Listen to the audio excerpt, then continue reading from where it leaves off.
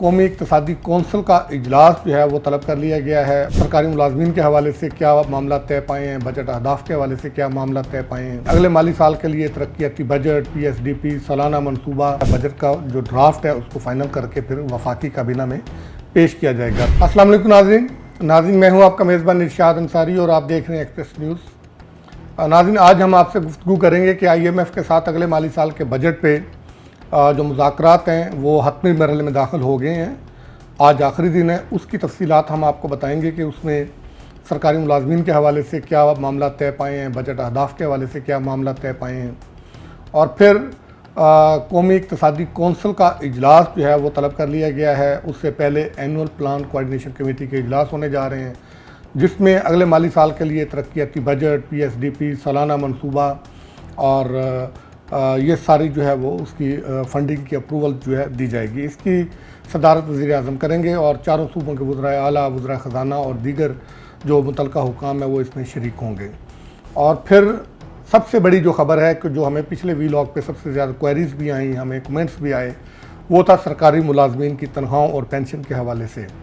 तो एक तो हम उस पर जो कमेंट्स आए हैं उसको भी हम कोशिश करेंगे कि इसमें एड्रेस करें कि जो है उनकी आवाज़ अरबाब इख्तियार तक पहुँचाएँ। दूसरा ये कि उसी वीलॉग के तनाज़र में फिर जो सरकारी मुलाजमीन की नुमाइंदा जो तंजीम है all Pakistan secretariat employees coordination council, उसके सदर हैं मोहम्मद हुसैन ताहिर और सेक्रेटरी जनरल हैं जुल्फ़कार साहब।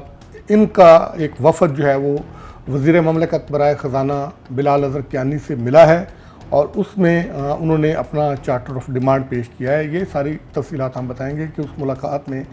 क्या हुआ, क्या डिमांड्स पेश की गई और वज़ीर ने क्या उस पर रद्द अमल दिया।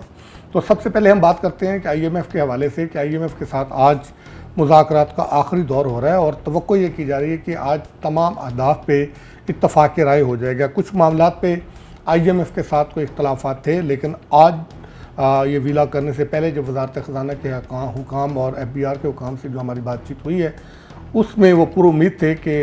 जो इख्तलाफात थे वो कोई बहुत ज़्यादा संगीन नहीं थे, वो मामूली नौइयत के थे और वो आज दूर हो जाएंगे,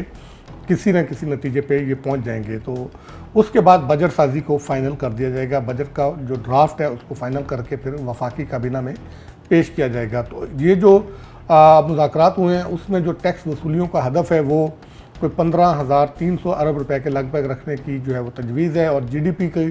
जो ग्रोथ है उस पर थोड़े से मामला थे कि गवर्नमेंट ये कह रही थी 4.2% और IMF ये कह रहा था 3.7% के लगभग जो है वो मुकर्रर किया जाए, क्योंकि ये ऐसा हदफ होना चाहिए कि जो अचीवेबल हो, जिसको रिवाइज़ ना किया जाए। तो साथ ही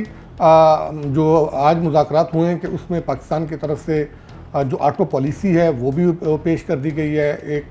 जो गर्दिशी कर्ज़ों में कमी के हवाले से जो प्लान था वो भी, और इकोनॉमिक जो रिफॉर्म्स हैं उसका जो नेक्स्ट फेज़ है वो भी उनको शेयर कर दिया गया है। और IMF की तरफ से ये कहा गया था कि जो इलेक्ट्रिक व्हीकल्स हैं उन पे 18% GST आयद किया जाए, लेकिन वज़ारत सनअत व पैदावार की तरफ से उसकी मुखालफत की गई है कि ये 18% GST लगाने से हम जो है वो EV को जो है वो प्रमोट करना चाह रहे हैं, उससे उसकी हौसला शिकनी होगी। तो शायद इस पे जो है वो IMF को ऑन बोर्ड लेके अगर IMF इस पे राज़ी ना हुआ तो फिर भी GST अगर लगा तो कंसेशनरी GST होगा, लेकिन गालिब इम्कान ये है कि GST नहीं लगेगा। और इसी तरह जो ऑटोमोबाइल सेक्टर है उसके हवाले से एक जो है वो 2030 तक का प्लान दिया गया है कि उसमें ये कहा गया है कि जो गाड़ियों की इंपोर्ट है, पार्ट्स की इंपोर्ट है, उस पे जो है वो ग्रेजुअली ड्यूटी वगैरह और टैक्सेस वगैरह कम किए जाएंगे और उसको कम करके 6% तक लाया जाएगा। इसी तरह एडिशनल कस्टम ड्यूटी जो है उसको रिवाइज़ किया जाएगा, उसको या अबॉलिश किया जाएगा या कम किया जाएगा। और फिर IMF के साथ जो है वो रिफॉर्म्स का प्लान जो है वो शेयर किया गया है कि किस तरह हम जो है वो अपने गर्दिशी कर्जे को ख़त्म करेंगे। फिर हमने अपना डेट मैनेजमेंट प्लान शेयर किया है कि किस तरह हम कर्ज़ों का जो बोझ है, जो डेट टू GDP की शरह है, उसको कम करके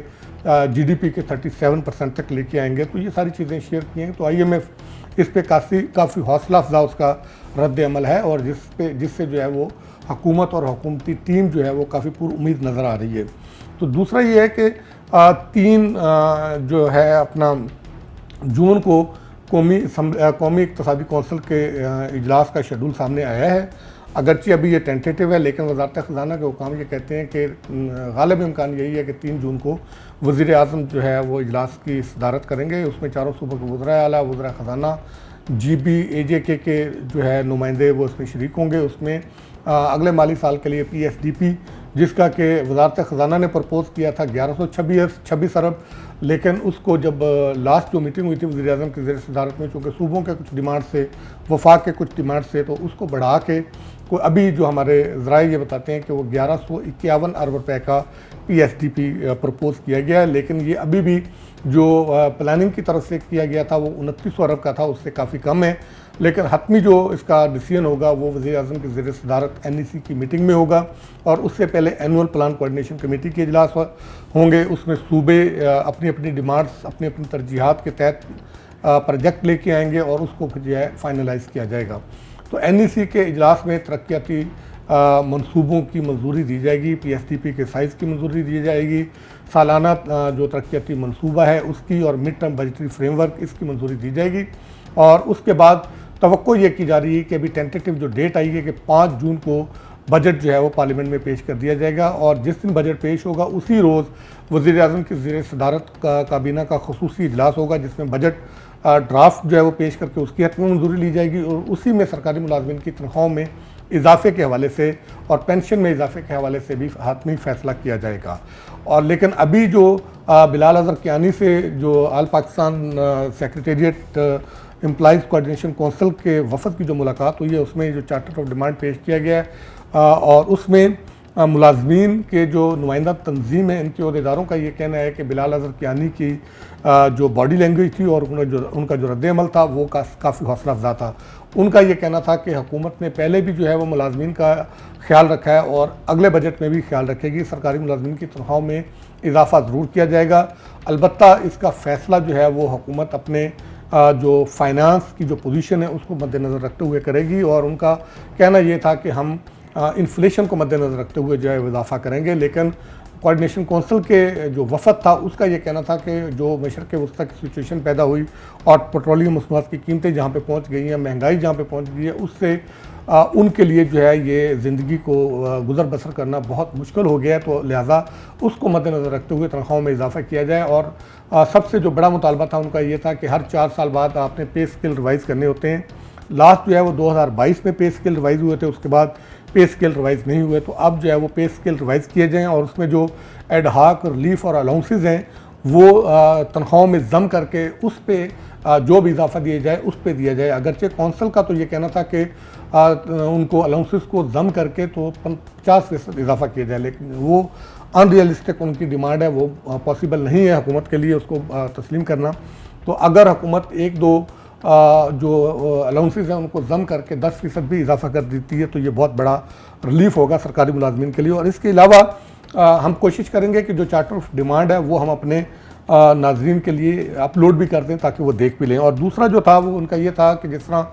सूबों में जो है वो 100% स्पेशल अलाउंस मिल रहा है, ख़ासकर पंजाब में, सिंध में और KP में, उसी तरह गिलगित बल्तिस्तान में, बलूचिस्तान में और AJK में भी सरकारी मुलाजमीन को 100% अलाउंस दिया जाए। और जो वफाक में सेक्रेटेरिएट के मुलाजमीन और वफाकी मुलाजमीन उनको जो वो 20% मिल रहा है उस 20% को बढ़ा के 100% पे किया जाए। और इसके अलावा जो डिमांड की गई है वो ये है कि मेडिकल अलाउंस, चूँकि जो हालात बनते जा रहे हैं उससे लोगों में जो है वो डिप्रेशन, बीमारियां बहुत बढ़ गई हैं, लेकिन मेडिकल अलाउंस बहुत कम मिल रहा है, उससे उनके लिए इलाज कराना नामुमकिन होता जा रहा है। तो वो ये कहते हैं कि या तो हेल्थ कार्ड जारी किया जाए तमाम सरकारी मुलाजमीन को ताकि वो अपनी मर्ज़ी से, अपनी चॉइस के मुताबिक अपने अस्पतालों से जो इलाज करवा सकें। दूसरा ये कि अगर हेल्थ कार्ड जारी करके उनको ये ऑप्शन नहीं दिया जाता तो उस सूरत में ग्रेड 1 से जो 16 के मुलाजमीन हैं उनका मेडिकल अलाउंस बढ़ा के 15,000 किया जाए, और इसी तरह जो 17 से 22 के मुलाजमीन हैं उनका जो अलाउंस है वो 20,000 किया जाए। और इसी तरह उनका ये भी कहना है कि जो कन्वेंस अलाउंस है, चूँकि पेट्रोल महंगा होने की वजह से किराए बहुत बढ़ गए हैं, तो जो अलाउंस मिलता है वो बहुत पीनट है, उससे वो जो है उनका आना जाना उनके लिए मुमकिन नहीं है, उनको अपनी जेब से खर्च करना पड़ता है। तो वो ये कहते हैं कि ग्रेड 1 से 16 तक के जो मुलाजमीन हैं उनका जो है वो कन्वेंस अलाउंस बढ़ा के जो है वो 15% किया जाए, और इसी तरह ग्रेड 17 था 19 के जो मुलाजमीन हैं उनका जो अलाउंस है वो बढ़ा के जो है वो 30,000 रुपये पर मंथ जो है वो किया जाए। और इसके साथ साथ जो हाउस रेंट है उस पर भी उनका मुतालबा ये है कि चूँकि अभी जो वफाकी मुलाजमीन हैं उनको हाउस रेंट मंजमद शुदा रेट के मुताबिक मिल रहा है, उनका ये कहना है कि एक तो इसको बहाल किया जाए और जो 60% जो मौजूदा तनख्वाह का 60% है उसके बराबर उनको हाउस रेंट अलाउंस दिया जाए और ग्रेड 1 तक ये 22 तक के तमाम मुलाजमीन के लिए उनका ये मुतालबा है। और दूसरी सूरत उनकी ये है, वो ये कहते हैं कि आप जो भी उनका जो हाउस रेंट सीलिंग है वो तनख्वाह के साथ उनको दे दी जाए, ताकि मकानात की अलाटमेंट और इस तरह के उसमें जो सिफारिश कल्चर है फिर इस सारी चीज़ों से और रिश्वत से जो है वो ये जान छूट जाए और लोग अपनी मर्ज़ी के मुताबिक जहां उनको अच्छा और उनकी तनख्वाह और उनकी आमदन के मुताबिक घर किराए पे मिले और वो वहाँ पे लेके और रह सकें और हुकूमत भी इससे निकल जाएगी। इसी तरह जो सरकारी मुलाजमीन हैं ग्रेड 1 ता 5 उनकी तनख्वाहों में से 5% जो है वो कटौती की जाती है मेंटेनेंस के लिए, लेकिन ग्रेड 16 और अबव जो है उनकी तनख्वाहों से कटौती की जाती है, लेकिन 1 ता 5 के मुलाजमीन को ये सहूलत दी गई है कि उनकी तनख्वाहों से कटौती नहीं की जाती। तो मुलाजमीन का ये कहना है कि ग्रेड 5 से ऊपर के जो मुलाजमीन हैं उनकी तनख्वाहों से जो 5% कटौती की जाती है वो भी ख़त्म की जाए, क्योंकि मुलाजमीन अपने मकानात की, अपने फ्लैट्स की जो है वो मेंटेनेंस खुद अपनी जेब से करवाते हैं। तो ये हुकूमत जो है वो इसको वापस ले, और फिर पेंशन इस्लाहात के नाम पे जो नोटिफिकेशन जारी किए गए हैं वो उनका मुतालबा है कि वो वापस लिए जाएँ। उससे सरकारी मुलाजमीन को नुकसान हो रहा है और ख़ासकर बेवाएँ जो है उससे इफ़ेक्ट हो रही हैं। और फिर इसी तरह रिटायर्ड मुलाजमीन के हवाले से उनका ये कहना है कि ये एक एसेट होते हैं, उन्होंने पूरी ज़िंदगी सरकार को दी हुई होती है, फिर वो जब सरकार की उनको ज़रूरत होती है तो उस वक्त सरकार उनको जो है वो बेयारो मददगार छोड़ देती है। उनको सिर्फ 15% जो है वो मेडिकल अलाउंस जो है वो मिल रहा है, उसको बढ़ा के 50% किया जाए, ये उनका ये मुतालबा है। रिटायर्ड मुलाजमीन को 50% मेडिकल अलाउंस उनको दिया जाए और इसी तरह जो मुलाजमीन रिटायर्ड होते हैं उनके बच्चों को, एक जो बच्चा है जो पहले पॉलिसी थी उनको सरकारी मुलाजमत दी जाए, और फिर वज़ीर आज़म का जो इमदादी पैकेज है उसके तहत भी उनको जो है वो इमदाद दी जाए। ये सारे मुलाजमीन, और सबसे बड़ी ये है कि उनका ये कहना है कि जो इनकम टैक्स की छूट के लिए आमदनी की जो हद मुकर्रर की गई है वो 6 लाख है, उसको बढ़ाकर जो है वो 12 लाख यानी कि डबल किया जाए। लेकिन हमारी जो वजारत ख़जाना के हुकाम से बातचीत हुई है उनका ये कहना है कि अगले बजट में ये पूरा चार्टर ऑफ डिमांड तो हम शायद पूरा ना कर सके, लेकिन सरकारी मुलाजमीन को पूरी कोशिश होगी कि रिलीफ दिया जाए, तनख्वाहें भी बढ़ाई जाएँ, पेंशन भी बढ़ाई जाए और टैक्स में भी रिलीफ दिया जाए। और टैक्स के मामले में तो वजारत ख़जाना के हुकाम ने हमें ये बताया है कि IMF को भी ऑन बोर्ड लिया गया है और IMF ने इस पर लीनियट जो है वो व्यू अपना दिया है और ऑलमोस्ट उन्होंने रजामंदी ज़ाहिर की है। लेकिन उनका ये कहना है कि यहाँ से जो रेवेन्यू का लॉस होगा उसका जो है वो अल्टरनेट आप जो है वो पेश करें, और अल्टरनेट के तौर पे उन्होंने काफ़ी इकदाम जो है तो वो तजवीज़ किए हैं। कोई 430 अरब रुपए के करीब जो है वो इजाफी रेवेन्यू कलेक्ट होगा, उसमें एडमिनिस्ट्रेटिव मेजर भी हैं, उसमें नए टैक्स लगाना भी है और नए लोगों को टैक्स नेट में लाना शामिल भी है, टैक्स टू GDP की शरह में इजाफा करना भी शामिल है। तो नाज़रीन, ये था आज तक का वीलॉग। आप देखते रहिए एक्सप्रेस न्यूज़, अपने कमेंट्स और अपने आरा से आप हमें आगाह करते रहिए, और जिस तरह पिछले वीलॉग पे आपने अपने कमेंट्स दिए इसी तरह इस वीलॉग पे भी आप अपने कमेंट्स दें ताकि हम आपकी आवाज़ बने।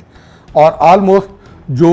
उस कमेंट्स में लोगों ने मुतालबात किए थे अपने वीलॉग में, मैंने कोशिश की है कि इस चार्टर ऑफ डिमांड के ज़रिए उन मुतालबात को जो है वो उजागर किया जाए और अरबाब इख्तियार तक पहुँचाया जाए। शुक्रिया।